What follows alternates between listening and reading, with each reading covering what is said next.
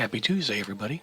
Jerry Shishoka here to talk with you about a couple of tips that you may not know about Schoology or that you may overlook and they could really be beneficial to you. Let's say you want to use a parking lot and you want to make that parking lot available to students across all of your courses. Or maybe you want to connect a math class and a science class together. How do you do them? How do you get it connected up where they can be involved in the discussion and share it back and forth? So the first thing is, as we look at everything, you have to be an administrator in the courses for which you're going to do. If you're not an administrator, you're not going to be able to do this.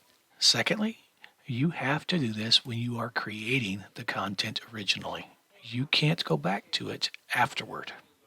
And finally, what I'm going to show you, you can't grade it. So it's meant to allow students to have conversation across disciplines or across courses, but not to be graded by the teacher. So this is how it's done. You go to add materials and you add a discussion like you normally would. You give it a name and you input your text, what it is you want students to do.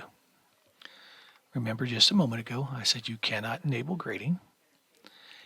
And if you look down here at the bottom right now, there are two icons that are typically not available once I hit create. And I'm going to show you that in a minute here. But right now, this shared discussion field is available. So if I click on that shared discussion, I can set a password.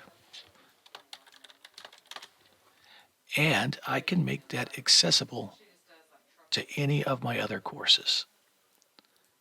Now when I do that, and I hit save or create, you're going to see that there's a new feature inside my board that allows me to share it with additional courses. That doesn't happen unless I create this at that time.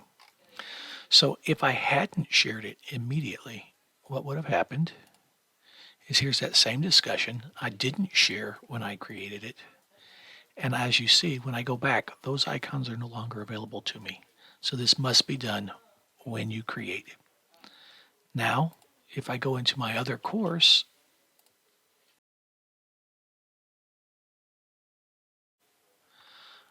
I can find my poetry discussion and it's shared across those. And then as you can see, we can all be engaged in that conversation. Another feature I want to show you is if you look at this poem, there's probably a lot of language the students don't know. Frigate, Corsairs, Prancing, Traverse, etc. There is a way that you can go to the original, you can edit it. If you highlight a piece of text like frigate here and click on the insert content, there's an option. It looks grayed out, but it's not. It's called Tooltip. If you click on it, you're going to notice this box comes up. You can then go to someplace like dictionary.com, find the definition that you want, copy it, Control-C or Command-C, click inside the box, Control-V or Command-V to paste, and that pastes that in for you. You can see that there's an underline here now that when a student moves over, I'll show you what that looks like. I'm going to do one more, Coursers.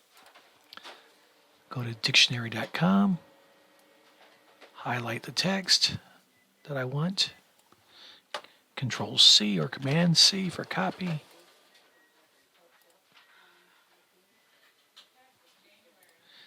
Insert the tooltip, Control-V or Command-V, and save changes.